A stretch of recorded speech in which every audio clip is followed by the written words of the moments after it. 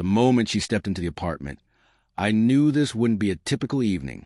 Her smile was wide, almost overconfident, and her eyes roamed the room as if she were surveying a place she now believed she commanded. "So, is this our new housemaid?" she said, tilting her head, letting the words linger with mockery and a misplaced sense of humor. "I am Ethan. For 4 years, I had built a life with Olivia, love, trust, and the shared dream of stability. And yet, over the past 2 weeks, she vanished, claiming she needed time to explore herself. No calls, no texts, no explanation. Just an emptiness where her presence once was. 14 days. 2 weeks. Enough time for her to pretend that the world could teach her lessons about independence, identity, or self-discovery. Yet here she was, acting as though nothing had occurred, as if her disappearance were a minor inconvenience rather than a fracture of trust. I didn't move. I didn't respond immediately. I let her words settle. Let her confront the weight of her own audacity.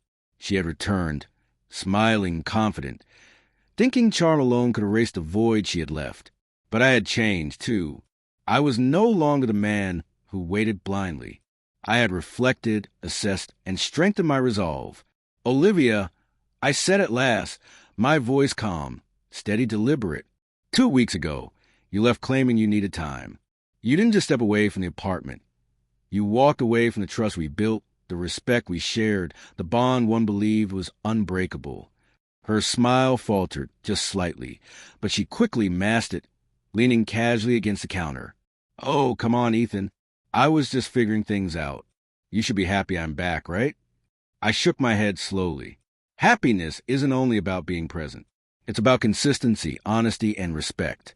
You tested all three in my patience.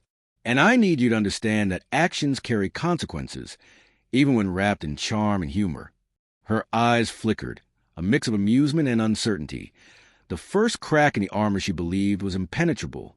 For the first time, she realized that returning with a casual joke wouldn't magically restore the balance she had disrupted. I crossed my arms, leaning back, letting the silence speak louder than any words could. In that pause, she could sense a shift. I was no longer simply the man waiting for her return. I was the man who had chosen himself while she was away. She hesitated, the confident mask she wore so effortlessly beginning to crumble. "Ethan, it's not like that," she said, her voice softer now, almost pleading. "I just needed time to see who I am, to figure out what I want." I studied her carefully, noting every micro-expression, every flicker of guilt betraying her rehearsed smile. 2 weeks of self-discovery had brought her back, but not with clarity or growth, only audacity and assumption. She expected me to welcome her with open arms, as though absence could be brushed aside with charm alone. "Olivia," I said, steady and deliberate, "you didn't just leave. You dismissed the trust and understanding that took years to cultivate. 2 weeks of wandering around, thinking the world owes you lessons, does not erase the impact of leaving without a word." Her lips pressed into a thin line. She tried to interject, attempted a joke, but I didn't allow it. Silence could be the loudest teacher, and in that silence, she felt the full weight of her choices. "You came back smiling." I continued, calm but firm, acting as though it's all a game. But this isn't a game. Respect, trust, and commitment aren't things you explore on your own timetable, then return to as if nothing happened. Actions have consequences. Her eyes flicked to the side, a subtle acknowledgement, and maybe the first trace of fear. She had underestimated me, assuming my patience would bend to her whims, that a grin and a joke could reset everything. I leaned slightly forward, letting my words land with weight. "I didn't wait for you to return out of passivity. I waited to see if absence would teach you humility, honesty, or respect. Clearly, 2 weeks was enough." Her playful smile wavered. The casual attitude was gone, replaced by uncertainty. She finally realized that coming back without accountability didn't guarantee forgiveness, that her joke about a new housemaid only highlighted her disregard and misunderstanding. I stood in the doorway, letting the moment stretch, ensuring she grasped this wasn't a casual reunion. This was a reckoning, a chance for her to face the consequences of her choices, and for me to assert the boundaries I maintained even while she was gone. She took a tentative step forward, searching for a sign that I might laugh off her audacity, that charm could erase consequences. Ethan, come on. Can we just... Her voice faltered, confidence replaced by hesitation. I raised a hand, cutting her off gently but firmly. No, Olivia, you need to understand something. Coming back with a smile doesn't undo the choices you made. 2 weeks of disappearance may have been an adventure for you, but for me, it was a period of reflection, clarity, and self-respect. And now, your actions meet their consequence. She swallowed hard. The playful arrogance she had carried was stripped bare. She glanced around the apartment as if seeking validation from the walls, from the life we had built. But the validation wasn't coming. I was calm, collected, unyielding, a man who had regained control of his own life.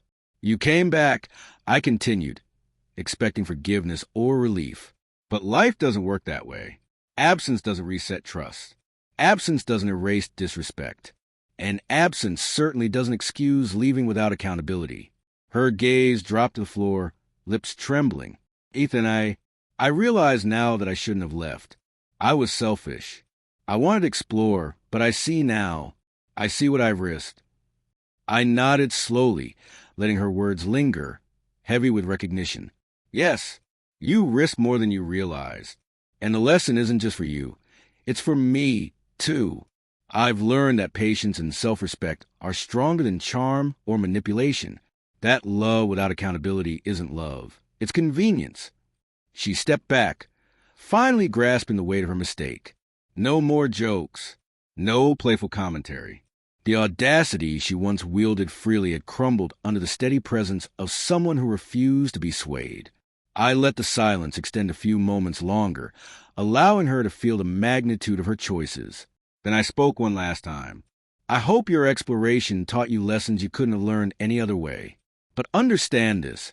If you ever return expecting the past to welcome you with open arms, you'll find only clarity and a man who has chosen himself first. She nodded slowly, tears welling in her eyes, fully aware that the freedom she assumed in leaving met a boundary she could not cross. Without another word, she turned and walked out, leaving me in a home filled not with absence, but with reclaimed dignity, calm, and strength. That night, sitting quietly in the living room, I realized the truth. Some departures are temporary, but some lessons are permanent, and the power of self-respect is something no absence, no smile, no charm can ever erase.